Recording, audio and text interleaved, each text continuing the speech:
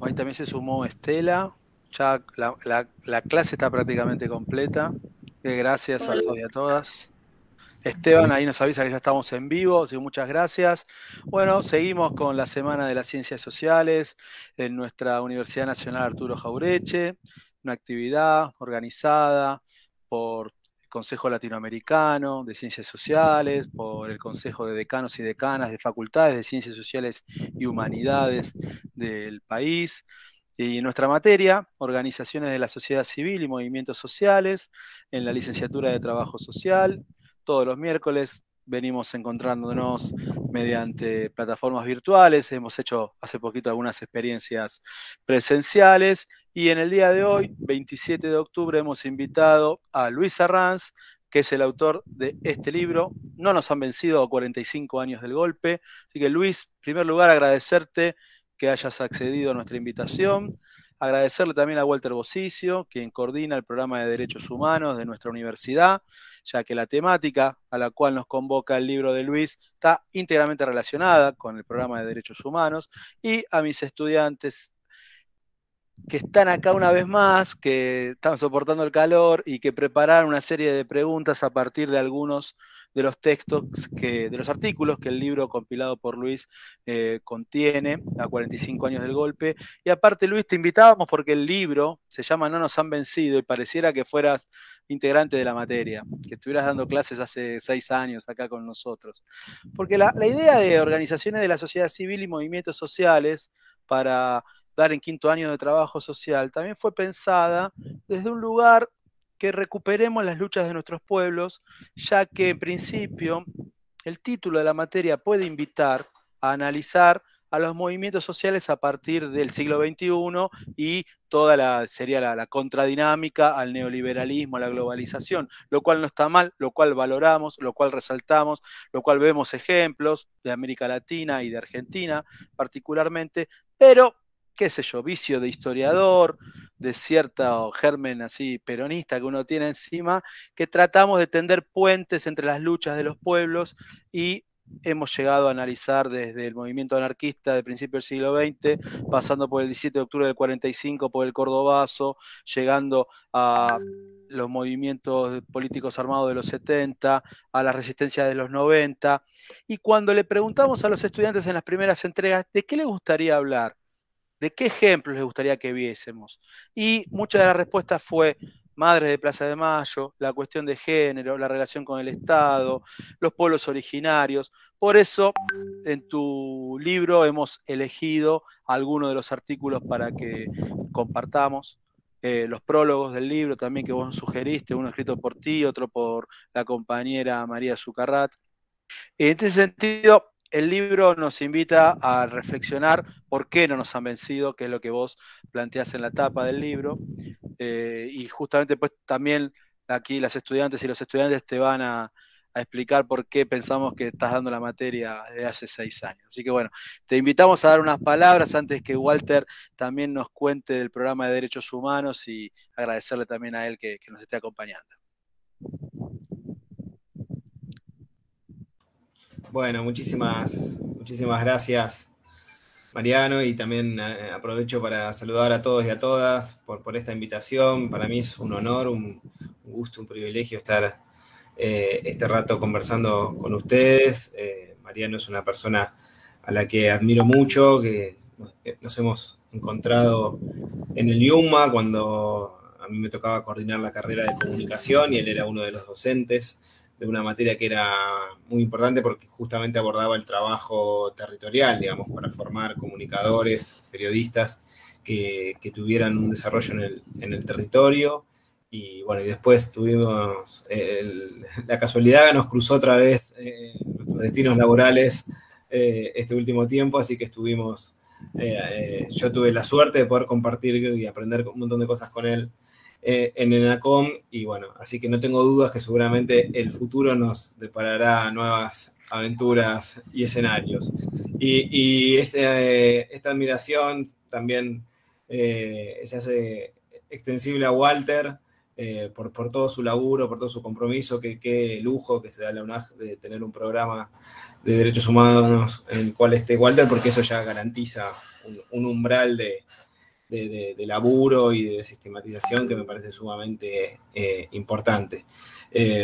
Respecto al libro, bueno, el libro fue publicado este año, en marzo, en torno al 24 de marzo. La idea surgió en plena pandemia. Vieron que en la pandemia medio que las noches se hicieron un poquito más largas porque quizás teníamos que seguir laburando a través de plataformas virtuales, teletrabajo, pero estábamos en casa, los tiempos iban haciendo un poco más laxos, y una noche medio desvelado, caigo en cuenta, sería más o menos agosto, por ahí, del 2020, caigo de que el 24 de marzo de este año, 24 de marzo de 2001, se iban a cumplir 45 años, es decir, era un número redondo, un número significativo, y como estaban las cosas, todo indicaba de que no íbamos a poder vivirlo como habitualmente solemos vivirlo, digamos, que es con una marcha multitudinaria en la plaza.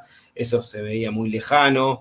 Además, las madres, las abuelas son grupos de riesgo, entonces iba a ser también muy complicada su presencia. Entonces empecé a pensar de qué manera podía humildemente contribuir a todo el proceso de memoria, verdad y justicia que es tan significativo en nuestro país.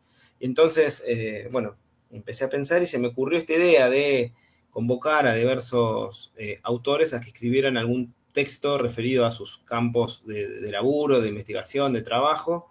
Hice como una listita de buena fe, ¿vieron? Los que son futboleros entienden la metáfora, ¿no? Como una lista de lo que para mí era la selección, lo que más me gustaba leer, sus reflexiones. Entonces, bueno, fui haciendo esa listita, los empecé a llamar, a escribir, y enseguida se fueron copando, y ese interés surgía por la temática, porque lo primero que hay que decir es que las cuestiones de memoria, verdad y justicia se han construido de tal manera en nuestro país, gracias a la lucha de los organismos de derechos humanos, que de alguna manera nos interpelan a todos y a todas, ¿no? Todos sentimos como una obligación ética de hacer algo. Y entonces, en ese marco de hacer algo, estos compañeros, estas compañeras se iban sumando de manera muy, muy generosa, y eso me parece muy destacable, ¿no? Porque también todo el tiempo los organismos están pensando que el resto de la ciudadanía participe en esa fecha de alguna manera, porque vieron que en general, cuando hay una convocatoria significativa para un movimiento, quienes lo recuerdan son quienes participan de ese movimiento, estrictamente. No es mucho más amplio de quienes están por fuera del movimiento. Y en este caso, las madres, las abuelas, los organismos siempre están pensando cosas para que podamos hacer cualquiera de nosotros y de nosotras, ¿no? Este año fue plantar un árbol, en otro caso fue pañuelazos, pintar pañuelos, es decir, siempre hay una convocatoria que excede a lo que puedan hacer ellas mismas. Y eso es parte un poco del contrato social del cual estamos partiendo. Entonces la idea era pensar el 24 de marzo, esta fecha tan significativa, pensarla como significante de todo lo que implica una dictadura, de todas las consecuencias 45 años después, porque una de las cuestiones centrales de una dictadura es que no termina el día que termina ese gobierno dictatorial. No es que la dictadura terminó el 10 de diciembre de 1983, se extiende en el tiempo, ¿no? Y más en el caso argentino, que hablamos de un genocidio. Y esa definición, ese encuadre, me parece que era central en estos tiempos también, donde se intenta relativizar esta cuestión respecto del número de desaparecidos y respecto a las propias consecuencias, ¿no? Cuando hablamos de genocidio y pensamos una definición, la idea de genocidio es la modificación, la idea de modificar de manera radical la estructura de un país, es decir, sus formas de articulación, a partir del aniquilamiento de un grupo relevante de la sociedad para el establecimiento de nuevas relaciones sociales, modelos de acumulación, sujetos, dinámicas que impone el grupo dominante. Entonces, de alguna manera, cuando pensamos de esta manera, cuando pensamos que lo que se intentó fue aniquilar a un grupo relevante de la sociedad, en este caso definido como los subversivos o aquellos que militaban, pero que las consecuencias estaban dadas para modificar la estructura de toda la sociedad.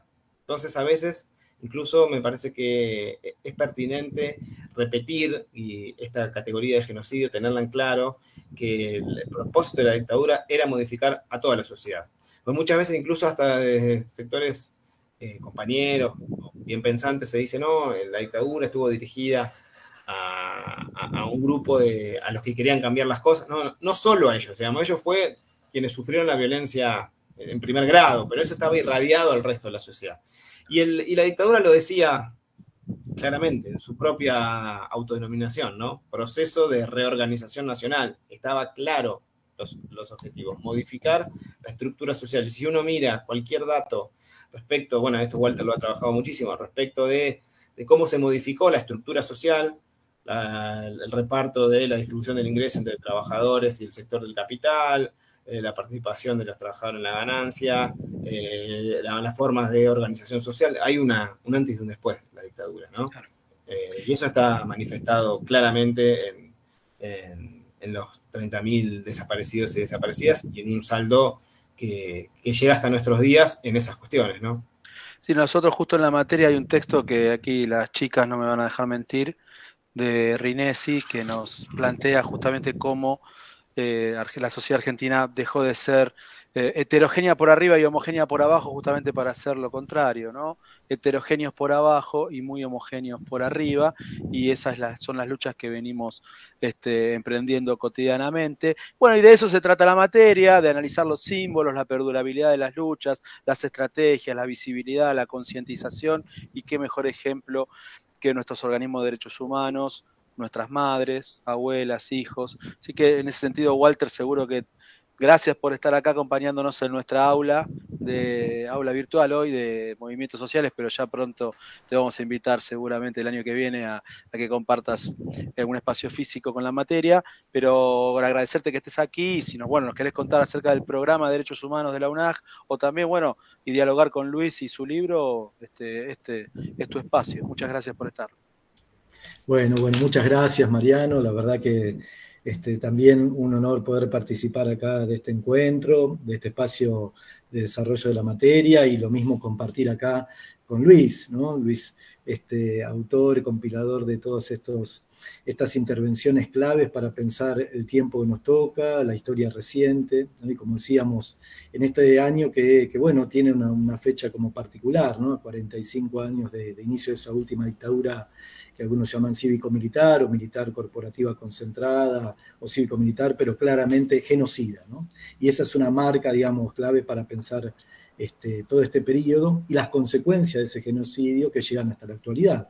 Por eso pensar esa relación dictadura-democracia y qué tipo de democracia pudo construirse después, pudimos construir, ¿no?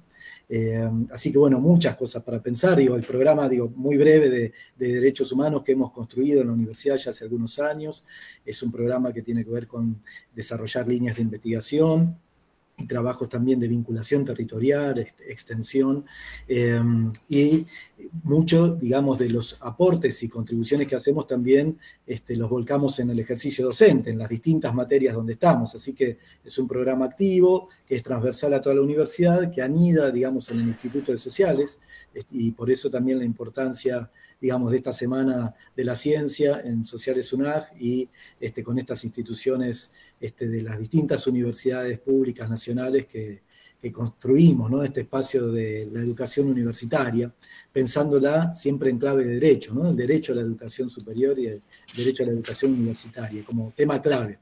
Y el programa en particular que hemos construido entre varios docentes, investigadores de distintos institutos, muchos sí de sociales, pero también de otros institutos, de iniciales, y con quienes interactuamos continuamente, intentamos poner en marcha líneas de trabajo que aborden no solamente la problemática de los procesos memoria, verdad y justicia, sino también las discusiones sobre la realización de los derechos humanos en toda la sociedad, ¿no? Los derechos civiles, políticos, económicos, sociales y culturales, y también hoy los ambientales. Entonces, hay una trama de interseccionalidad, interdependencia de los derechos, que son los que fueron vulnerados de modo tremendo y cuajante, digamos, como bien señalaba Luis, por ese último proceso dictatorial, pero que sigue reactualizándose, digamos, en distintos devenires, y por las consecuencias, digamos, de esa salida de esa dictadura, ¿no? Digamos, cómo quedó realmente reorganizada la sociedad argentina,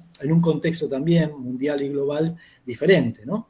Entonces, no podemos dejar de pensar que el proceso que sucedió en nuestro territorio en particular, pero también en las tierras de América Latina, estaba enmarcado también en un contexto geopolítico muy particular de reordenamiento del capitalismo en general, en una disputa también geopolítica del bloque occidental capitalista con un bloque socialista soviético, y era parte, digamos, también los escenarios de guerras frías o más calientes, y que en nuestro caso tuvimos, lamentablemente,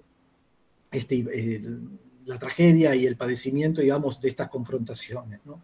Todos los proyectos que los movimientos sociales y populares llevaban adelante, bueno, tuvieron una intervención realmente terrorífica del Estado nacional en los que nos tocó, pero también con apoyos internacionales, particularmente la potencia hegemónica norteamericana, y eso no lo podemos soslayar en nuestros análisis. Situaciones que seguimos vivenciando aún hoy, ¿no? Porque, bueno, cuando encendemos la televisión y vemos nuevo embajador de Estados Unidos y dice, América ha regresado, ¿no? O sea, Estados Unidos, Norteamérica ha regresado. O sea, tenemos muchas cuestiones para seguir pensando en la actualidad.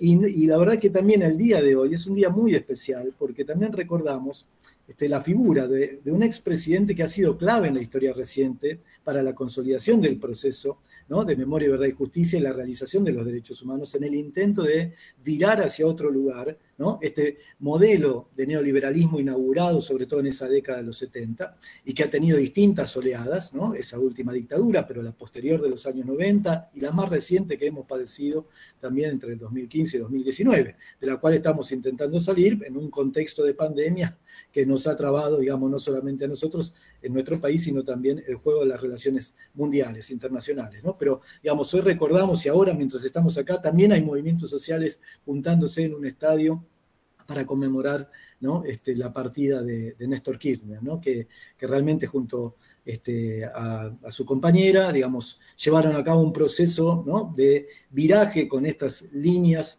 que se instalaron con tanta fuerza, con carácter estructural, y donde también de algún modo la sociedad argentina pudo, a través de este gobierno, de estos 12 años de luchas, llevar a cabo, digamos, un giro con una intervención, digamos, mayor del Estado, una regulación y una redistribución de recursos que nos dio otra situación frente a la enorme crisis en la que Val nos había dejado el modelo neoliberal de toda la década de los 90, concluido en el 2001. Otra fecha simbólica este año también, porque son 20 años de ese 2001, ¿no? Entonces, digo, la historia argentina está plagada, digamos, de muchos acontecimientos que son necesarios de ser revisados, de allí la importancia, digamos, de la mirada histórica, no para quedarse en el pasado, sino para poder entender las lógicas que nos constituyen, nos atraviesan en nuestro presente. Y creo que el libro de Luis apuntó claramente en ese sentido y realmente nos aporta claves de lectura, de reflexión, pero no solamente, como él bien menciona en su prólogo,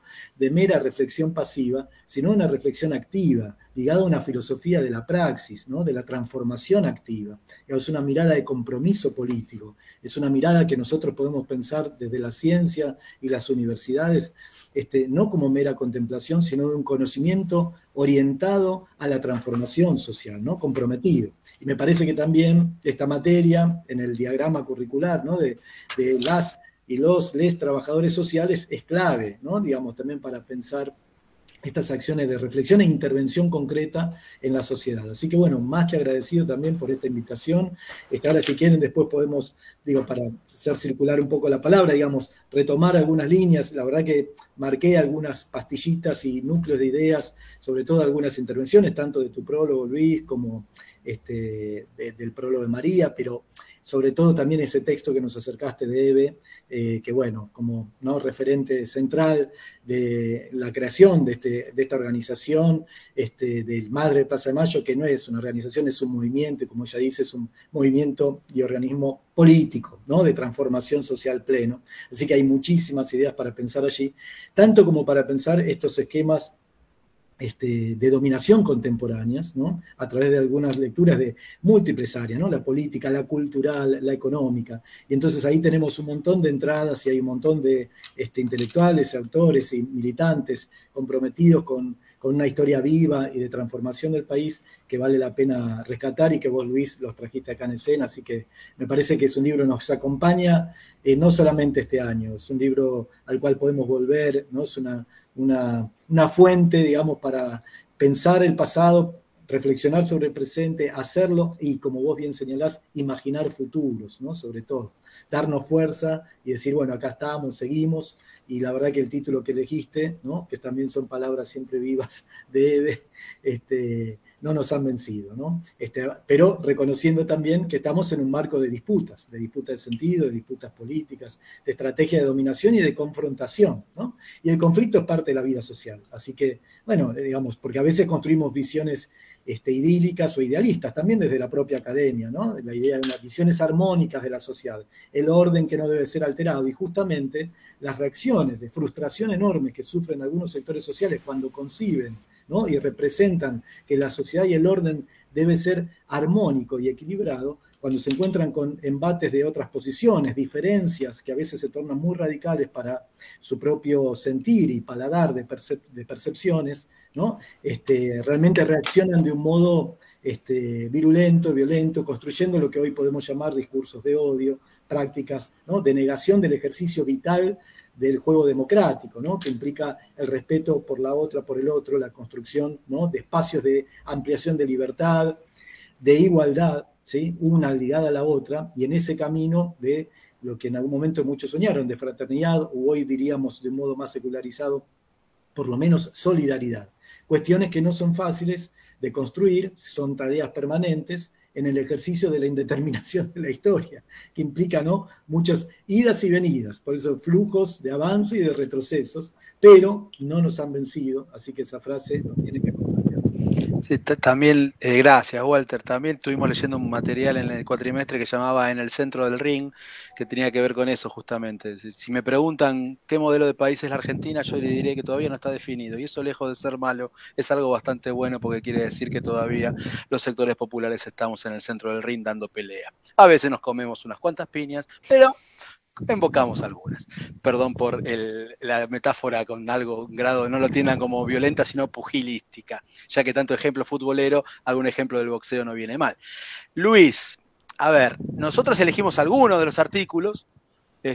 Nuestros estudiantes y estudiantas tienen algunas preguntas para hacerte, pero antes de empezar con las preguntas, quizás vos nos quieras contar un poco, ya nos contaste cómo se te ocurrió el libro y demás, pero la materia, ¿por qué está en la currícula, como bien decía Walter? Porque en algún punto futuros y futuras licenciadas en trabajo social se van a encontrar, ya se encuentran trabajando justamente con el sujeto pueblo, y nos parece que organizar ese sujeto pueblo vulnerado, en determinados momentos donde las organizaciones de la sociedad civil y los movimientos sociales dan respuestas que otras instituciones históricas no dan, por el desempleo, por la pérdida de credibilidad de otras instancias de participación, que lo discutimos en otro momento, es importante conocer las historias de lucha. Y Madres, me parece que es única en el mundo, su inventiva, sus estrategias, y de esto vos sabés mucho porque has trabajado junto a Eve en el área de prensa durante muchísimo tiempo, ¿no? Entonces, yo te estoy diciendo algo, vos decís lo que vos quieras. Me encanta, todo me resulta sumamente estimulante e interesante para charlar, para conversar, porque además vieron cómo es esto que con uno charlando, intercambiando y escuchando es como también se va formando y aprendiendo. Y vos recién decías algo que a mí me parece central, que es esto que trabaja la materia, el sujeto político pueblo.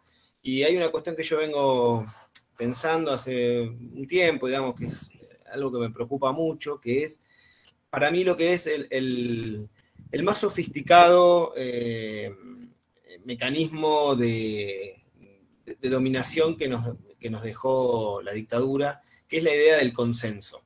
Yo creo que es altamente preocupante la idea del consenso, sobre todo para el sujeto político pueblo, porque nunca el movimiento emancipador logra consenso con sus, digamos, propuestas, porque si lograra consenso no sería emancipador, básicamente porque, como bien sabemos, hay acciones de resistencia, digamos, frente a los procesos de transformación, ¿no? Entonces, me parece que hay que trabajar muy fuertemente dentro de los ámbitos universitarios, de los movimientos sociales, en la idea, diría casi, de construir una epistemología del disenso. Y no digo del disenso como una ruptura, sino como una construcción, ¿no? Yo creo que hay que construir la idea del disenso. Creo que aparece en el libro. Entre la vaca y el carnicero no hay ningún consenso posible, ¿no? Bueno, ahí hay una compañía que tiene una pregunta para hacerte exactamente sobre esa metáfora. Creo que nos reímos todos por eso. También. Justo. Estaba. No, Gracias. él viene a la materia, lo que pasa es que nosotros no lo vemos, pero él nos espía. Marce está justo para vos, justo ahora. Pero dale, Luis, seguí. No, digo que me parece muy importante poder construir la idea, porque siempre hay, primero surgen varias preguntas. ¿Quiénes determinan que en determinado momento hubo consenso sobre algo? Porque siempre va a haber voces críticas. Entonces, bueno, hay consenso. Y en ese momento, con las voces críticas, ¿qué hacemos? Porque consenso no es unanimidad, digamos, y tampoco otra idea que nos confunde mucho esta época es la idea de unidad, ¿no? Unidad no es sinónimo de unanimidad. Dentro de la unidad puede haber espacios críticos, puede haber críticas, y eso no implica que estén destruyendo esa unidad, sino que la estén enriqueciendo de alguna manera, porque si no es la paz de los cementerios, estamos todos muertos. Entonces me parece muy importante que desde como sujetos políticos, como integrantes de movimientos sociales y demás, podamos habilitarnos la idea de disentir, podamos habilitarnos la idea de construir un disenso en determinadas cuestiones para que esa voz sea escuchada, para que esa voz sea amplificada, ¿no?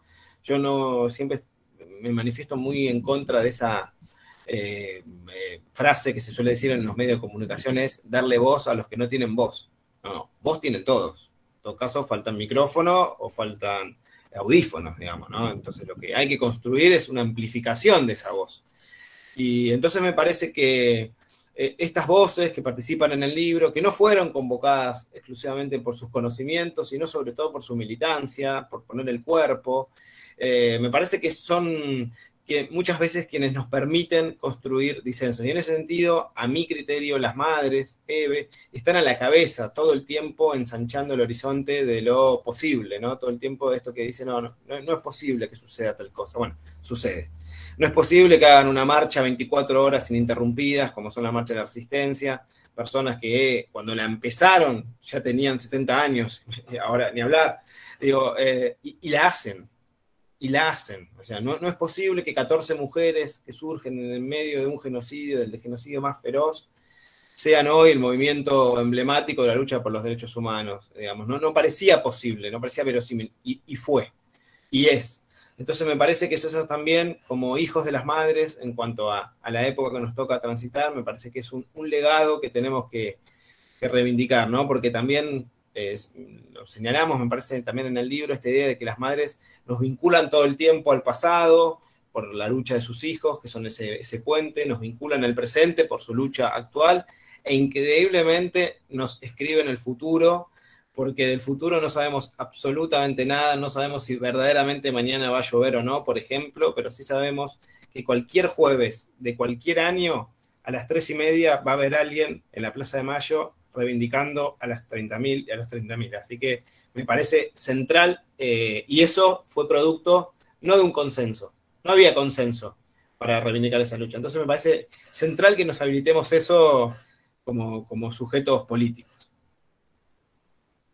Perfecto, Luis, muchas gracias. Bueno, ya nos empezamos a emocionar un poco, por eso le vamos a dar la palabra a Marcela, que era la que preparó la pregunta en relación a la vaca y el carnicero, pero sí, tiene más preguntas para hacerte, Marce, y las chicas y también los compañeros. Así que bueno, Marce, ahora tenés vos la palabra y después las compañeras que la vayan pidiendo, y por supuesto, Walter, acá estás invitado al ping-pong, ¿eh?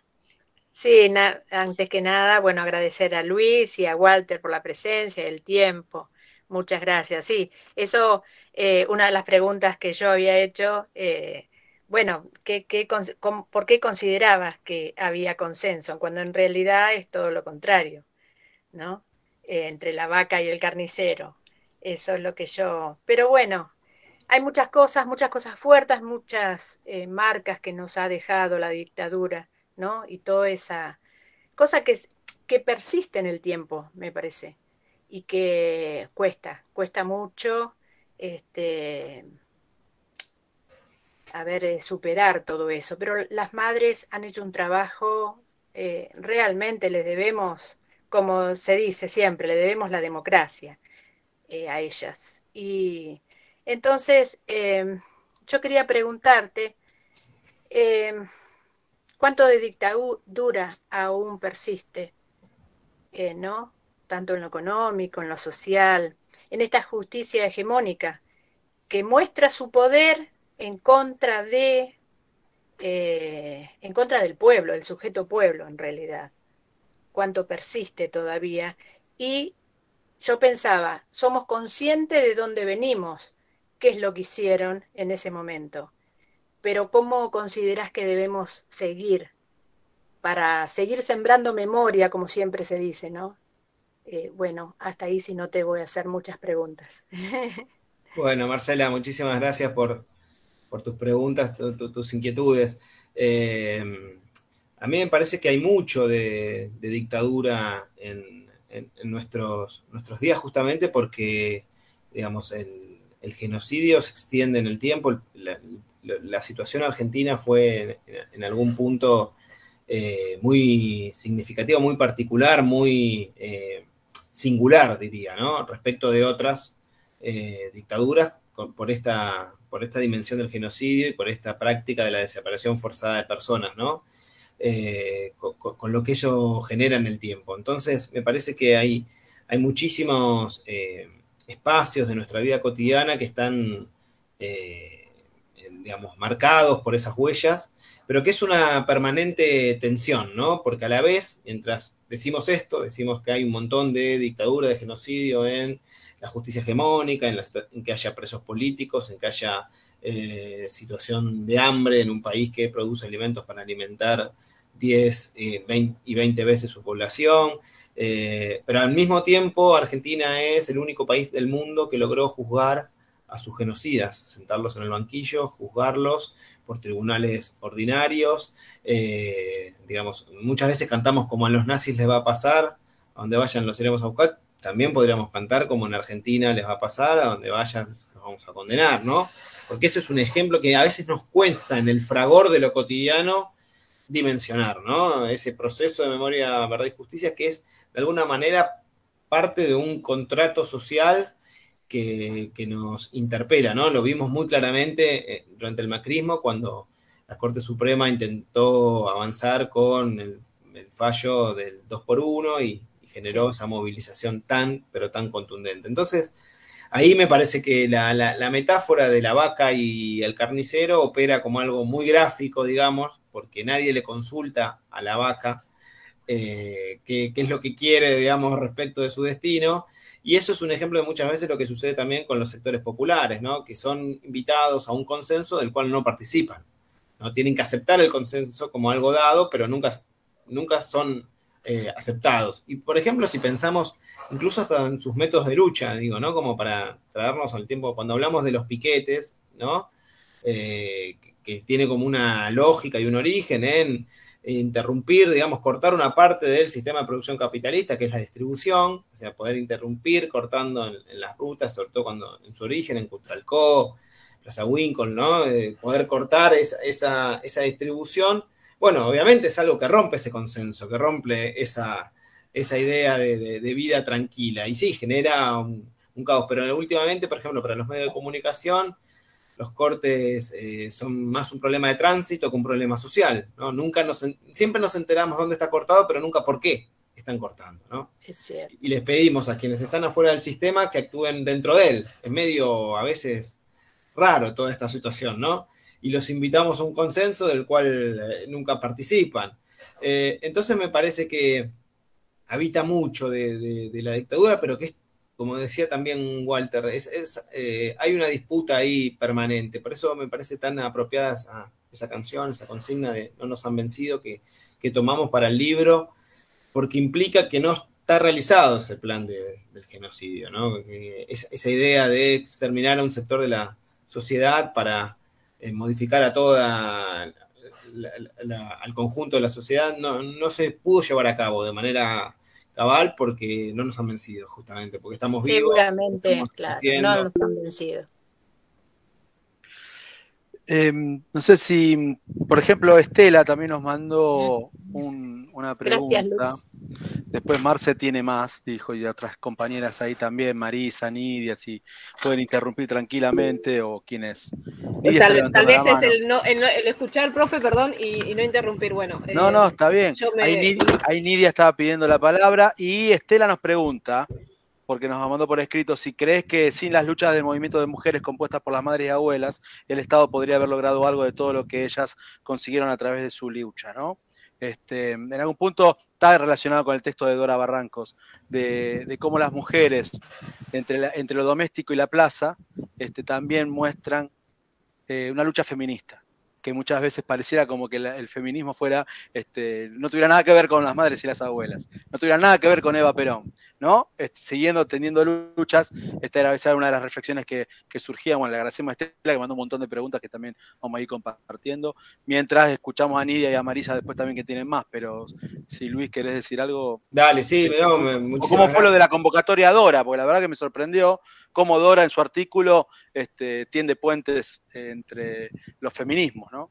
Sí, bueno, Dora es una maestra, digamos. Ella escribió un libro que recomiendo mucho, que es Entre la casa y la plaza, ¿no? Que justamente aborda esta cuestión y que también señala en el texto de cómo muchas veces, como vos decías, se corta esta cadena entre la construcción de las madres en tanto mujeres y como irrupción de una expresión del feminismo. Si bien ni ellas se reconocían ni se autodefinían feministas, fueron ellas las que salieron, digamos, fueron mujeres, fueron madres, amas de casa. Es muy interesante poder también en algún momento abordar cómo fue ese diálogo inicial entre las madres, ese origen, ese génesis que terminó llevándonos a la plaza por primera vez. Y ahí, bueno, Dora me parece que da en la clave porque también lo marca dentro de la región, lo amplía la situación argentina y genera algo que hoy cuando hablamos de la lucha feminista la identificamos con un pañuelo verde, ¿no? Ahí también hay un vaso comunicante entre los pañuelos que se abrazan y que se entrelazan. Y me parece que en ese sentido las madres lograron una simbología que las excede y que fue de alguna manera enlazado a otras luchas, a Eva Perón y a luchas anteriores también, con la lucha de las mujeres por su propia emancipación. Porque también es muy curioso, hay un documental que se llama Padres de la Plaza, lo pueden buscar, porque los padres también salieron al espacio público, pero no lograron conformarse como movimiento con todas las dificultades. Yo recién pensaba, cuando ustedes hablaban del nombre de la materia, ¿no? De movimientos sociales. Cuando uno construye un movimiento, crea un movimiento social, vamos a suponer nosotros, este Zoom es vamos a crear un movimiento social. Y antes de salir al espacio público, a la escena, bueno, evidentemente compartimos ciertos valores, ciertas ideas, un ideario político, nos ponemos de acuerdo con un nombre, con unos objetivos, y hasta que te diría que hacemos una bandera, y recién ahí salimos. Lo de las madres fue totalmente al revés. No tenían nombre, no tenían un objetivo más que el encontrar a sus hijos, no pensaban exactamente lo mismo en absoluto. Digamos, había desde esposas de militares hasta personas que nunca habían venido a la capital federal, por ejemplo, ¿no? Entonces, fue al revés y después eso se fue dando con el paso del tiempo. Y los padres seguramente no pudieron salvar esas diferencias políticas y no terminaron conformándose como tales. Bien. Bueno, Marisa y Nidia ahí pidieron la palabra. No sé quién. Ahí, Mari, ¿querés arrancar vos? Como quieran. Bueno, yo arranco por decir gracias porque todos los mis así con autores y demás me enriquecen porque tengo 39 y mucho de historia no sé. Voy aprendiendo día a día e incluso no, por ahí está mal, pero bueno, lo de Menem yo no lo sabía hasta que no lo leí ahí en el libro lo que detalla Eve ahí. Y me quedé sorprendida con un par de fragmentos. Y bueno, en sí, bueno, gracias más que nada. Después, también cuando ella detalla, a Eve cuando la escucho, la veo, es como que te moviliza todo y yo calculo que al estar más en contacto debe ser hermosas las charlas. Y poder llegar a mi edad y poder transmitirle a mis hijos la historia un poco más de verdad. Porque a nosotros en mi época era un manualcito, acá tenés el manual y lee esto, y es esto, y no vas a modificar tu existencia. Pero bueno, más que nada el fragmento donde cuando a ellas las atacan y las agreden y siguen en la lucha y no se dan por vencidas porque ellas piden por sus hijos. En esa parte, ¿a vos cómo te tocó o cómo lo viviste ese fragmento de que detalla ella y habla ahí? Bueno, la verdad que fue muy fuerte para mí. Este libro sin Eve no era un libro para mí. Era como mi condición que me autoimponía, ¿no? De hecho, creo que fue con la primera que hablé.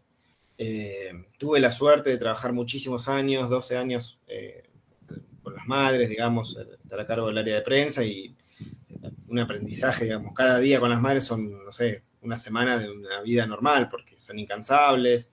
Entonces, viajes, actividades, bueno, vivimos muchas cosas.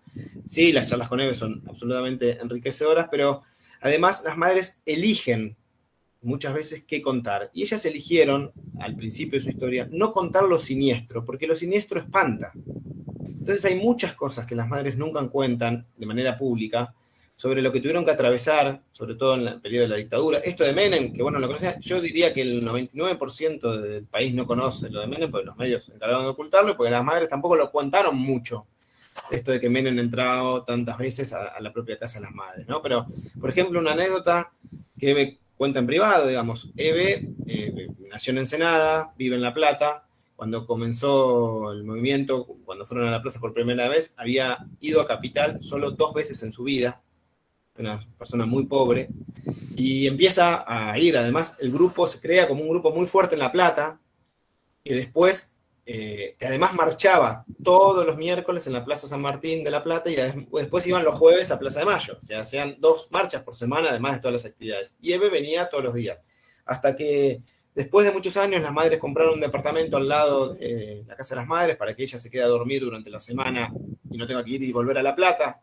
Y entonces recién el fin de semana se iba. Eve iba y ponía a La Plata todos los días viajando. Y cuando bajaba del colectivo, durante la dictadura en el micro, tenía 4 cuadras hasta su casa. Todos los días que bajaba, pasaba por una misma calle y la cagaban a palos. Todos los días.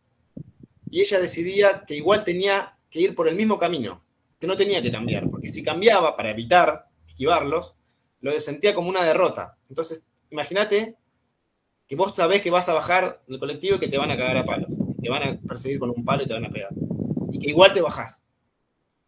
Digo, habla de una dimensión, de una micro lucha que no se conocen, las madres no la cuentan, y que implica atravesar un montón de situaciones, ¿no? Entonces, así como esas, muchas veces después dicen, Eve es muy dura, y bueno, sí, cómo no, digamos, lo que vivieron.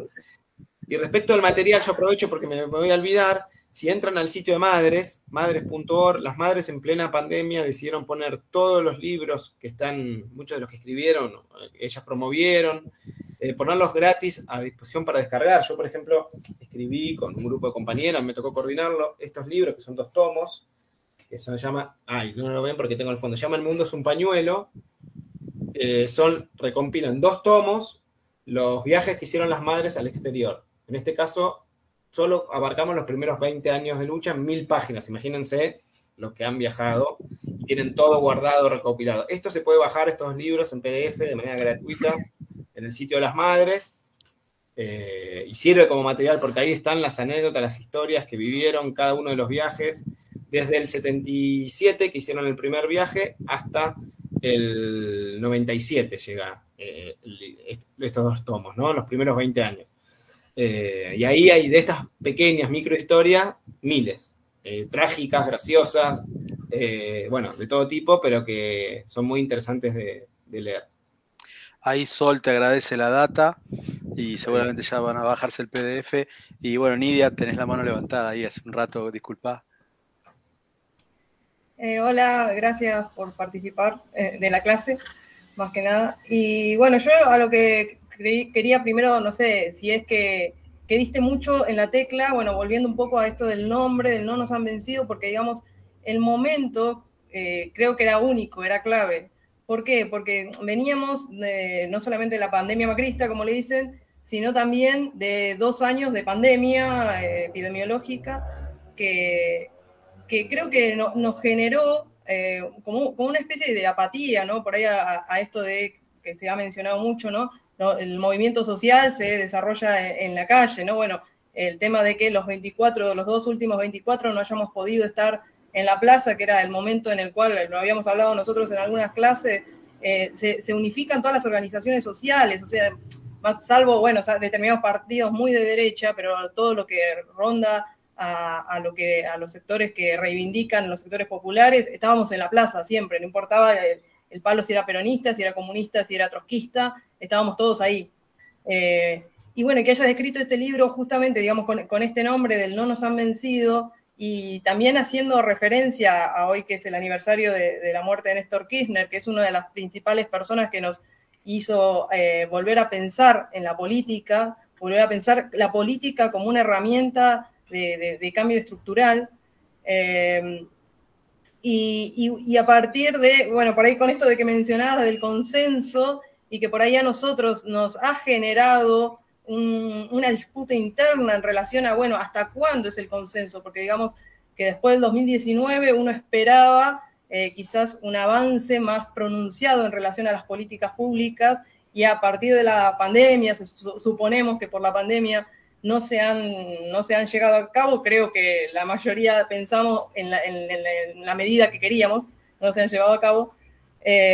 Bueno, por ahí plantear si ese nombre justamente que le pones en relación a la canción tiene que ver justo con ese momento, es decir, de también estar con esa apatía y bueno, levantarnos un poco el ánimo, no sé si estoy siendo clara, ¿no? Pero decir, bueno, no, espera, retomemos todas esas cuestiones que han servido y que por más que, bueno, tenemos 6 años en los cuales no hemos avanzado y hemos retrocedido un montón de cuestiones, si después de 45 años seguimos dando la lucha también, ¿no? No sé si se entiende por ahí la pregunta. Sí, claro. Sí, es que estábamos todos en esa y era un grito para también autoconvencernos, ¿no? De que no nos han vencido, porque muchas veces no lo dimensionamos, ¿no? Y cuando empezamos a pensar el nombre, casi que surgió solo. Es como, bueno, 45 años de golpe, ¿cuál es el saldo? Y el saldo es que no nos vencieron, que estamos, como decía Mariano, estamos todavía arriba del ring. Entonces, estamos dando pelea con todas las dificultades de lo que genera en medio de una pandemia, después de haber sufrido los 4 años de un neoliberalismo que tanto daño nos hizo. Entonces, me parece que era muy necesario pensarlo de esa manera. Y también trayendo la fecha recién nombrada San Néstor, en esta fecha tan significativa, cuento esto porque Eve lo contó, lo hizo público, pero por ejemplo, Néstor, para la Navidad, para el Año Nuevo, yo solía llamar a Eve para ver dónde pasaba las fiestas. Y no lo hacía jamás público. Entonces le decía, porque obviamente para las madres las fiestas son momentos de mucho dolor, digamos, porque está la mesa vacía, perdieron 1 o 2 hijos, en el caso de Eve, 2 hijos, una nuera, otras madres perdieron 2 o 3 hijos, un hijo, era el único hijo o hija. Eve a la Navidad no le da mucha importancia y a fin de año le gusta pasarla sola en general, y le decía que no, digamos, no aceptaba las invitaciones, pero era algo que él después nos decía, acabo de llamar a Eve o a Estela a ver cómo la pasaron o con quién la pasan para invitarlas. No, lo hacía como muy por debajo. Entonces, y también esto me lo ligo cuando decías recién del 24 de marzo que no podíamos ir a la plaza como estábamos acostumbrados, que las madres y las abuelas fueron quienes dijeron no vayamos, porque otros movimientos, otros espacios políticos convocaban a movilizarse aún en plena pandemia, digamos, con todo lo que eso generaba en términos de contagios y demás, ¿no? De saturación del sistema sanitario. Entonces hay una lógica y una coherencia en las madres en decir, no, en este momento no nos tenemos que juntar, no podemos hacer eso de ir a la plaza porque es poner en riesgo a un montón de gente. Ellas quizás iban a estar en una camioneta o subiendo con muchos cuidados, pero no era por ellas, digamos. Siempre están como esto de que dicen el otro soy yo, ¿no? Entonces, pensarlo de esa manera. Y todo esto es tan movilizante, con fechas tan significativas, con temas tan dolorosos, porque son, digamos, historias muy duras, que a la vez es necesario reivindicar todo el tiempo. Entonces, me parece que es muy necesario ser también conscientes de que no nos han vencido, ¿no? Y esa canción, siempre que la cantamos, vieron que es muy emocionante. Cuando uno la canta, llega un momento que es como que uno se llena la boca porque quiere que todo el mundo lo sepa, ¿no? Que lo sepa el enemigo también, ¿no? Y si ellos lo saben, ¿no? Por eso también todo el tiempo nunca bajan los brazos, porque también saben que nosotros vamos a seguir dando pelea todo el tiempo.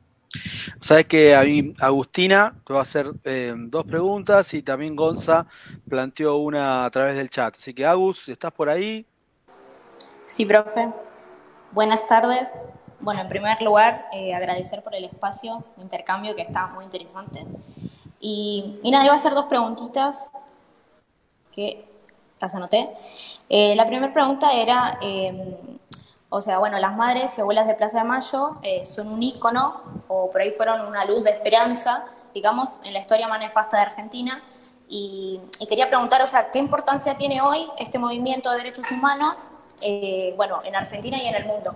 O sea, entiendo como que existe un libro que está buenísimo que lo descarguemos, y ahí hay como un montón de anécdotas de viajes que han hecho, pero así quería preguntar si tenías alguna así anécdota o algo particular que nos podías contar de algún país que ellas hayan visitado. Y después la otra pregunta, bueno, esta ya está como más relacionada a la materia que estamos cursando, y bueno, ¿cuál es tu opinión acerca del accionar actual de los movimientos sociales que existen en Argentina? Si te parece, o sea, ¿cuál es la importancia, digamos, que tiene a nivel social, o sea, según tu opinión? Y bueno, nada, esas eran mis preguntas. Bueno, muchísimas gracias, Agustina. Bueno, en la página ahí de lo que le decía hay varios libros para descargar. La primera pregunta era referida a las anécdotas de los viajes, ¿no? Bueno, sí. Bueno, hay varias porque han viajado a muchos lugares. A mí particularmente el primer viaje me interpela mucho. La primera vez que salía en el primer viaje fue a Estados Unidos y a Italia. De Estados Unidos viajaron a Italia. Pero hay un viaje muy significativo que es a Corea del Norte, ¿no? Es muy loco pensar las madres en Corea del Norte. O sea, su trascendencia hoy es tan global que en cualquier lugar del mundo uno ve un pañuelo blanco y ya sabe lo que representa. Hay movimientos sociales en Yugoslavia, en España, que se referencian en las madres, que toman y le piden permiso a las madres para utilizar una simbología similar, ¿no? Ya trascendió el mundo, ¿no? Pero Corea del Norte, imagínense, viajó Eve y Juanita. Juanita fue una madre histórica que vivió hasta los 101 años, fue la tesorera, digamos, de la asociación durante muchísimos años, muy, muy bajita, incansable, una persona que estaba todos los días. Bueno, viajaron ellas dos a Corea del Norte en el año 89, si no me equivoco, por ahí fueron a participar de un congreso de la juventud. Fue muy loco porque ellas cuentan que todo en Corea del Norte tenían que pedir permiso, decían, al querido y admirado camarada Kim Il-sung, que es el abuelo del actual presidente de Corea del Norte, que también es Kim Il-sung. Y, por ejemplo, en Corea del Norte no está permitida ningún tipo de movilización si no está autorizada por el querido y admirado camarada Kim Il-sung. Entonces, las madres, los jueves, a las 3:30, estén donde estén, marchan. Entonces, les toca estar un jueves en Corea. Ya el viaje arrancó medio raro porque las van a buscar al aeropuerto, cuando lo llevan al hotel, las separan, ¿no? A Eve, por ser presidenta de una entidad, la ponen en un hotel de mayor categoría que al de Juanita. Entonces, Eve se empaca, ¿no? Las dos en el mismo hotel. No me importa, dice, ir al que está Juanita, no que venga Juanita. Yo voy al otro, pero las dos en el mismo. No va. Como en un país que se dice comunista va a estar dividiendo por cargo. Empieza. No, pero esto lo viene planificando el querido y admirado camarada Kim Il-sung, entonces, bueno, me ha pasado viajar con Eve a distintos países y cuando se empaca, digamos, se plantó y no la movés, es una mula. Bueno, no, terminaron llevando a Juanita al hotel. Después, por ejemplo, iban a comer a algún lugar y el chofer no estaba autorizado a entrar, era como para los invitados internacionales. Bueno, lo mismo, ¿no? Si no entró el chofer, no comemos, se sentaron a comer en la vereda. No, pero esto lo tiene planificado el querido y admirado camarada Kim Il-sung. Bueno, el chofer se terminaron haciendo íntimos, lloraban cuando se despedían. Y finalmente hay fotos las van a estar en el libro, las pueden buscar también en la web, de las madres marchando un jueves a las 3:30 en Corea del Norte, sin tener la autorización del querido y admirado camarada Kim Il-sung, pero marchando igual. Y finalmente, antes de que se vayan, el querido y admirado camarada Kim Il-sung las recibió, las mandó a llamar, las recibió, les regaló un jarrón, las madres tienen todo guardado. Las madres, una de las premisas que tienen es que ningún regalo que reciben o ningún obsequio presente cuando viajan es para la madre que viaja, es de la asociación. Eso es uno. Lo otro que es absolutamente tajante, lo he visto, lo he sufrido, es no se mezcla ninguno de esos viajes con turismo. Vieron que generalmente cuando uno va a esos congresos o actividades multitudinarias, muchas veces la última actividad es una visita a la ciudad, que te hacen los propios organizadores para que conozcan la ciudad, o algunos dicen, bueno, ya que estoy en tal lugar, empalmo y me voy a conocer. No, las madres no, a rajatabla no. Cuando eso está incluido, no van, nunca se quedan en un hotel, o van a una marcha, se quedan, y ninguna podía empalmar un viaje con algún viaje personal. Entonces, muy estrictas con eso. Entonces, hoy uno va a la casa de las madres y todos los que recibieron está guardado ahí. Y eso está abierto, bueno, estaba abierto antes de las pandemias, se irá abriendo seguramente ahora a medida que se vaya pudiendo, porque ellas dicen que eso es del pueblo. Entonces, ahí está el jarrón que le entregó el querido y admirado camarada Kim Il-sung, están los regalos de Fidel, está la guitarra que le regaló Charlie, no sé, miles de presentes que están ahí, que uno puede recorrer y ver en el lugar donde las madres se reúnen todos los días, ¿no? Entonces, bueno, ese viaje fue muy, muy impactante. A las madres también la trascendencia, ¿no? Viajar al otro lado del mundo y que las reconocieran.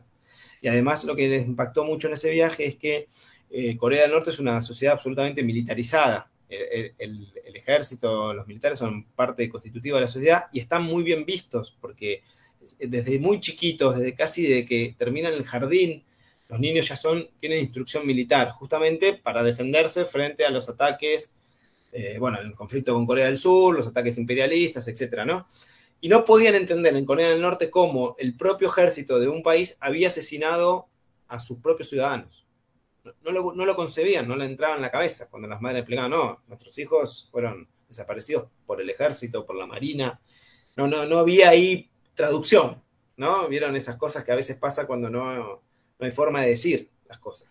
Y respecto a la segunda pregunta de los movimientos sociales en la actualidad, creo que son indispensables, vitales para la democracia, para la construcción cotidiana. A veces los medios nos engañan cuando hay elecciones que dicen es el día de la democracia, ¿no? Como si fuera el único día. Ir a meter el voto, como si fuera el único día en que nos podemos expresar. No, hay miles de otras instancias que contemplan la propia democracia y en eso me parece que los movimientos sociales son fundamentales para la construcción política y para llevar a cabo un montón de demandas que tenemos como sociedad. Justamente Gonzalo creo que pregunta en la misma sintonía. Claramente tienen aprobada la materia con este nivel de preguntas hacia el invitado. Porque es la mejor presentación que tuve por escándalo. No, lo que dice la importancia de los movimientos sociales como forma de resistencia ante los sectores dominantes, ante las políticas que van en detrimento de la clase trabajadora. Por ejemplo, las políticas que se llevan a cabo durante el macrismo, ¿no? En algún punto no hay movimiento social que no se refleje en las madres, en sus estrategias, en sus símbolos, en la perdurabilidad, pero siempre es como que te corren la bandera, ¿no? Esto que acabas de contar recién, ¿quién no te invitan y vas a ir aunque sea a recorrer la ciudad, digamos, en el City Tour, y dicen no, porque claro, conciben que están allí justamente por la sangre derramada, ¿no? Y no hay espacio para perder la atención, y por eso también han logrado lo que logran, esa perseverancia y demás. Yo no sé ahí si, Marce, vos tenés alguna otra pregunta que le querías hacer a Luis, particularmente, o si no le decimos a Walter que nos ayude, ¿qué les generó toda este intercambio? Vos, Luis, también, sí. Un paréntesis, aprovechando esta fecha tan emblemática, cuando murió Néstor, las madres, se les ocurre hacer un viaje a Santa Cruz a conocer los lugares donde había vivido Néstor. A mí me llama Eve, era Navidad, veo en el celular, llamado de Eve, vos decís qué divina, me va a saludar, se acordó. No, era, Luis, se me ocurrió esta idea, la acabo de pensar, vamos a ir a Santa Cruz, todas las madres, bla, bla, bla, bueno, nunca para. Y fuimos a Santa Cruz, fueron 10, 11 madres y 3 o 4 compañeros de prensa, viajamos a Santa Cruz después del fallecimiento de Néstor. Entonces visitamos la escuela donde fue Néstor, el bar donde iba Néstor, el centro, la intendencia, la gobernación, a la mamá de Néstor, a los compañeros que habían, la primera básica de Néstor, las obras que había hecho como intendente, era muy importante. Después salió un librito que editaron las madres, que se llama Las Madres en la Tierra de Néstor, que escribimos con las crónicas que íbamos haciendo durante esos días, ¿no? Y ahí, bueno, en ese viaje viajaron 2 madres de Mar del Plata. Y en un momento no había actividad, estábamos en el hotel, y las 2 madres salen a dar una vuelta a caminar, y se les ocurre la herejía de comprar un breve presente para sus compañeros de militancia marplatense, ¿no? Algo que cualquiera de nosotros y nosotras haría con total naturalidad, sin ver. Ustedes no se pueden imaginar la que se armó. O sea, todavía estoy escuchando los gritos. La que se armó prácticamente por haber incumplido esa norma de como eso era un acto. Y las madres lo justifican diciendo que tener un hijo desaparecido no es ningún privilegio, ¿no? Entonces no hay lugar. Están ahí por una tragedia. Entonces no hay lugar para eso. Entonces Eve, que lo corporiza y lo hace carne de manera, digamos, ya bestial, digamos, no se permite absolutamente nada. Y en las otras madres que también lo llevan a cabo, obviamente en comprar un presente uno no está faltándole el respeto a su hijo, no lo entendieron en esa manera, ¿no? Bueno, después hubo una discusión, por supuesto, ellas están habituadas a esas discusiones, uno lo miraba de afuera y se rompe todo, pero bueno, no, llevan 30 años, más, 40 años discutiendo, ¿no? Entonces lo viven con naturalidad, pero fue un recuerdo muy impactante para los que estábamos ahí ver esa situación, ¿no? Como en la práctica eso que uno leía, que las madres cuando no mezclaban turismo con la militancia, y ahí fue expuesto de manera brutal y nos quedó muy claro cómo se desempeñaban en esas instancias. Claro, buenísimo. Sí, Marce. Una última pregunta, Luis. Yo pensaba, ¿no? Las madres que llevan nuestras banderas por todo el mundo, y hablabas de los movimientos, de las organizaciones, y yo pensaba, a futuro, ¿no? ¿Cuál es el compromiso para que esto que pasamos hace 45 años no se vuelva a repetir? ¿Cuál es el accionar, digamos? Yo creo que está sintetizado en la noción de memoria, verdad y justicia, digamos. Es una construcción colectiva que nunca se termina, nunca está saldada, nunca es decir, lo logramos, nunca se logró del todo, todos los días se vuelve a empezar, todavía quedan muchos genocidas por condenar, muchos responsables civiles, y eso es una construcción que nos va llevando de un lado al otro a la lucha por la emancipación, digamos, ¿no? Ese es el verdadero objetivo. También te puedo responder con un breve párrafo de Pablo Yonto, uno de los que participa en el libro, en el epílogo. Pablo dice así, es un párrafito muy cortito: el final de la dictadura llegará no el día en que se extinga la última de sus señales aún parpadeantes, básicamente la ideología de entrega que repite la ala derecha de nuestra sociedad, sino en aquella mañana en que todas las crueldades que custodian las clases dominantes sea arrastrada por la tempestad de los de abajo. Claro, porque nada está saldado aún. Gracias, Luis, muchas gracias. No nos han vencido, seguro. Muchas gracias. Walter, yo le prometí a Luis que a las 8 íbamos a terminar, y teniendo en cuenta que empezamos un poquitito más tarde, la verdad que se está pasando volando, pero si te parece, ¿qué te pareció el encuentro? ¿Qué pudiste? Vi que estabas anotando, que estabas tomando nota, como todos los profes que hacen eso. Si querés compartir qué te pareció el encuentro para que luego Luis tenga los últimos minutos para despedirse.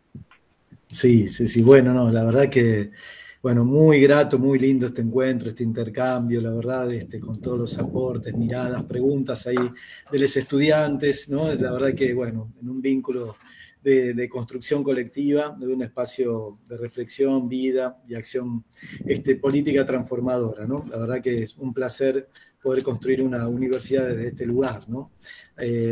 Pensaba un poco eso y anotaba, digamos, porque hay muchos detalles ahí que contaba Luis que no conocía de estos recorridos de las madres, y pensaba en ese texto también de Eve, que bueno, y la importancia de sostener esos símbolos, ¿no? Lo que le da, digamos, también la entereza, le da la continuidad que permite construir un tipo de identidad que ha resultado clave para pensar ese movimiento, esa organización política de las madres, pero también de todo lo que nos enseñan una y otra vez y de todo lo que nos sorprenden una y otra vez en la construcción también de nuestras vidas y nuestra democracia contemporánea, ¿no? Digo, hace poco también tuvimos un 17 de octubre y quiénes fueron las que impulsaron, bueno, decir, bueno, ahí tenemos que estar, este es un día simbólico, ¿no? Y además la consigna, que justamente una de las peores herencias, ¿no? Uno de los peores legados de la última dictadura, que fue la deuda externa, que una y otra vez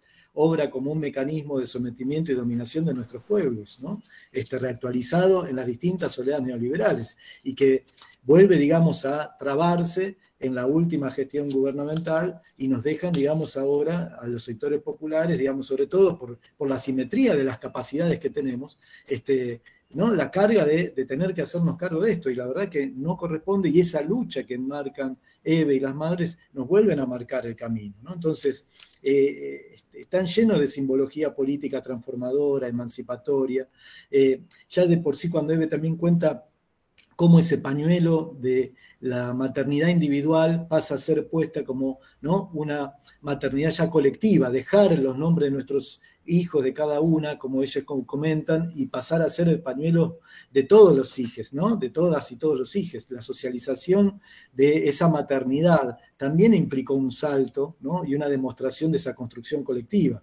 Y ellas marcan, ¿no?, que las luchas individuales son también una herencia nefasta de la dictadura, ¿no? Esta idea de la salida individualista es parte de la construcción que lograron instalar, ¿no? Y que el neoliberalismo, digamos, logró instalar como también un triunfo cultural, ¿no? Como un valor que se expande, pero frente a esa posición está también la posición de las madres, está la posición de un montón de movimientos sociales, y estamos nosotros también trabajando y dándonos fuerzas para construir otro modelo de organización y de vida colectiva, ¿no?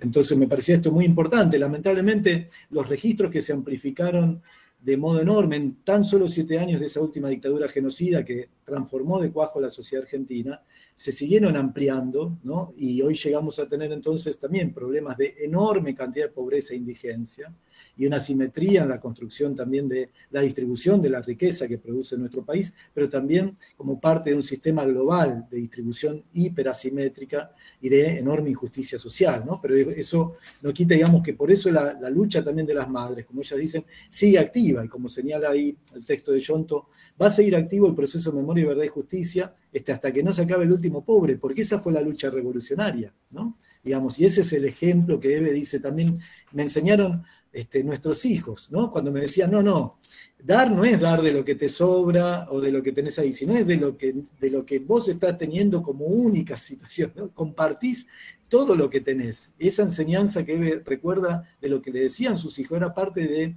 de un imaginario no solamente ideológico, sino práctico, político, transformador, ¿no? De los años 60 y 70, que fue justamente uno de los ejes a venir a cortar de cuajo, ¿no? Por eso también el ensañamiento de esta última dictadura genocida, que planteó que no le quedaba otra más que avanzar, digamos, como blanco de poder, exterminando para poder reorganizar a la sociedad, ¿no? Digamos, ahí pensaba también con algunas de las palabras que nos trae el texto de Alejandro Kaufman, ¿no? Cuando dice, bueno, repensemos también el consentimiento social, ¿no? Ese silencio, esa omisión, ese abstenerse de preguntar que señala él, porque es parte de la construcción de ese proceso de genocidio. Y digamos, en términos, uno lo puede plantear en términos individuales, pero no para una culpabilización moral, sino para comprender también los mecanismos que nos azotan, nos atraviesan, y al mismo tiempo, digamos, para pensar ¿Por qué fue necesario entonces un genocidio que no tiene que ver solamente con la implantación de un modelo económico, sino que tiene que ver con la transformación de un modelo de vida en su totalidad, ¿no? En sus aspectos culturales, sociales, políticos? Pensemos que para una gran parte de la sociedad, digamos, se vieron afectados sus intereses y trastocados de cuajo, ¿no? Todas las movilizaciones que el mundo asistía en los años 60 y 70, digamos, y la experiencia además argentina del peronismo, ¿no? Transformó un montón de las situaciones de jerarquía social. Y esa idea era concebida como un desvío, ¿no? Un desvío de la norma que la sociedad había construido.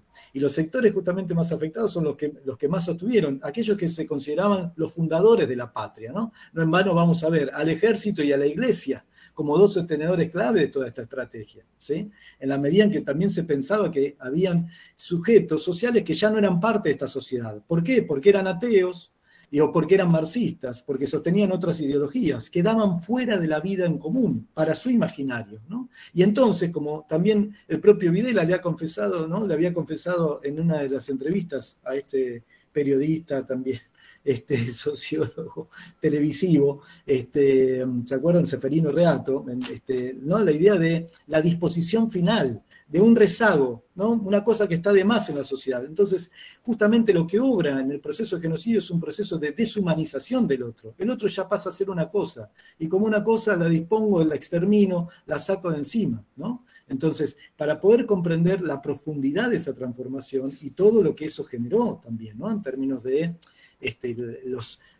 los lazos construidos a partir de allí, ¿no? Digo, porque ese genocidio, como bien dice Luis, sigue abierto y se reproduce y se actualiza en cada pobre, en cada indigente, en cada una de estas disputas del capital, ¿no? Concentrado, que centraliza, que no le interesa, ¿no? Que, digamos, habla de derechos en términos del derecho a poner el precio que el empresario quiere, pero no del derecho a alimentarse y a alimentarse sanamente. Digamos, esas cosas estamos discutiendo, como dice Luis, en un país que produce alimentos para 10 veces su población, ¿no? Entonces, de eso hablamos hoy, y es justamente esta situación la que una y otra vez el movimiento de las madres nos interpela, madres y abuelas. Ahora, como vemos, son disputas abiertas, ¿no? Que hay que atravesar y que tenemos que llevar adelante y seguir llevando adelante. Entonces, también me parecía que tengamos estos espacios formales, curriculares en una universidad donde podamos plantearnos esto como esta materia, ¿no? De organizaciones y movimientos sociales,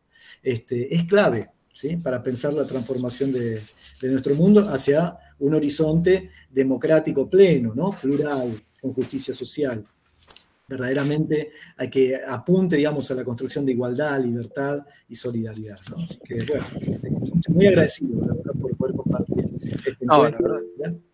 Gracias, Walter. Sol, ahí nos está pidiendo la palabra. Sí, hola, ¿cómo va? ¿Todo bien? Todo bárbaro. Sí, lo que quería mencionar también era el hecho de que, bueno, las madres en su accionar y con toda la visibilización que tienen a nivel mundial, se han sumado mucho también lo que fue la causa de Santiago Maldonado. Me acuerdo patente cuando ellas también subían al escenario como para hacer eco de la situación que estaba pasando por la cantidad de días que estuvo desaparecido. O sea, en cada caso o de gatillo fácil, o supuesto gatillo fácil hasta que, bueno, se confirma, digamos, desaparecidos en democracia, se podría decir, ellas siempre están presentes para que las causas se visibilicen, para que no queden perdidas. Como que ese rol en la actualidad que toman sigue siendo muy importante para estas causas que quizás se pierden por el tema de, no sé, los medios, viste, que van y vienen, las noticias suelen ser muy esporádicas sobre ciertos temas, y creo que el hecho de que ellas intervengan en estas causas de actualidad hacen que las cosas de estas problemáticas tengan eco, tengan voz y sean visibilizadas. Sí, ahí, o sea, así Luis, con tu reflexión, Sol se va despidiendo. Vamos a tirarle como disparador, que él habló del 2001, también Walter, que se cumplen 20 años, que es contrafáctico, pero tenemos 20 de diciembre del 2001 porque también tuvimos la caballeriza tirándole los caballos encima a las madres esa mañana, ¿no es cierto? Y el pueblo ahí, ya estábamos en la calle desde el jueves, desde el 19, pero eso fue determinante, me parece, con las madres no. Pero bueno, con lo que decía Sol, quizás Luis, para ir cerrando y cumplir con el compromiso de cerrar a las 8, que tenés otras actividades. Bueno, eso sí, el 20 de diciembre fue jueves, entonces las madres iban a la plaza, con o sin estado de sitio. Y hay muchos testimonios, bueno, las imágenes son impactantes, pero hay muchos testimonios de gente que terminó saliendo porque vio cuando fueron contra las madres. Uno de ellos, Guado de Pedro, ministro del Interior, hijo de desaparecidos, fue detenido en la plaza el 20 de diciembre, hay fotos de cuando se lo están llevando preso, arrastrado por defender a las madres, ¿no? Como un imperativo ético, con las madres, es que nadie se atreva a tocar a mi vieja, digamos, es básicamente lo que está de fondo. Yo les quiero agradecer infinitamente este encuentro, esta posibilidad. Realmente no lo digo porque estemos en esta instancia y sean ustedes acá. Lo siento como la más completa, la más linda presentación que tuvo este libro. Me sentí muy bien interpelado. Celebro muchísimo el nivel. Felicito a Mariano, a Walter, porque yo doy clases de estas cuestiones en otras universidades, abordo estos temas de manera cotidiana y el nivel de las preguntas, de las inquietudes, del compromiso es realmente impactante porque es muy interpelador y cada pregunta apropiada, con mucho interés, entusiasmo. La verdad que a mí me entusiasma tanto el tema que me quedaría horas hablando porque es inabarcable de lo amplio que es, ¿no? Pero como último detalle quisiera comentar, porque hablamos muchas veces en esta charla de movimientos de derechos humanos, madres, abuelas, hijos, y es tan dinámica la historia y a su vez tan fecundo ese movimiento de memoria, verdad y justicia que tenemos que sumar, por ejemplo, a los nietes. Ahora se creó un grupo que se llama Nietes, ¿no? Ya hasta con la E, con lo que implica esa interpelación de ese diálogo con la época, ¿no? Y se creó también un grupo que no existe antecedente en el mundo, que está conformado por hijos, hijas y familiares de genocidas que repudian a sus padres. No existe ni el nazismo generó una situación similar. Interpeladas por la posibilidad de que queden en libertad, se organizaron a partir de sus historias muy duras de tener como padres a genocidas y empezaron a brindar también testimonio de la justicia. Ustedes saben que el código, digamos, el procedimiento penal impide que un hijo testifique en contra de su papá. O sea, claro, hay un proyecto de ley para que se modifique eso justamente en los casos de crímenes de lesa humanidad porque no pueden brindar testimonio en contra de sus familiares directos. Y además eso en muchos casos implica rupturas con sus familias porque siguen bancando y sosteniendo el accionar de los genocidas. Entonces, esto, como decíamos antes, nunca se termina. Hay que insistir, así que yo les agradezco muchísimo, Mariano, Walter, Marisa, Agustina, Marcela, Nidia, Leonardo, Esteban, Gonzalo, Estela, Mica, Sol, y las que están participando y viéndonos también por esta convocatoria, por este encuentro, por esta charla. Muchísimas gracias. Oh, gracias Luis, a vos, también por supuesto al profe Walter, que es de la casa, pero se vino para acá. Yo mañana voy a acompañarlo a las 11 en la misma jornada de la Semana de las Ciencias Sociales, en una actividad que se va a transmitir por el YouTube de la universidad seguramente, y los esperamos ahí. Agradecerle al coordinador de la carrera, Astor Massetti, que cuando me invitó a organizar actividades para esta semana, lo cargué, le dije, me estás dando más laburo, y la verdad que estoy re contento de haber hecho esta, y la actividad que también hicimos el lunes con otros profes en otra presentación del libro, y a nuestro director del instituto, a Sergio De Piero, que también nos facilitó el laburo de Esteban, que estamos siendo transmitidos en vivo. Bueno, y a mis estudiantes, estudiantas, a todos y a todas que están todas las locuras de este profesor, que un día es virtual, que un día es presencial, que hoy hay que leer un libro, que hoy hay que hacer preguntas y siempre me hacen quedar bien, que nos quedan nada más que 2 semanas o 3 para ir cerrando el cuatrimestre. Ya después la seguimos por WhatsApp a ver cómo es el próximo encuentro, pero ahora disfrutemos de esto que hicimos hoy, que creo que seguimos sembrando y bueno, para la formación de todos. Invitados, profes, estudiantes, ha sido un hermoso encuentro. Así que, muchas gracias a todos. Muchas gracias. Mariano, como siempre. A todos. Muy bien, muchas gracias. Gracias. Seguimos, no nos han vencido. Así es. Vamos. Exacto.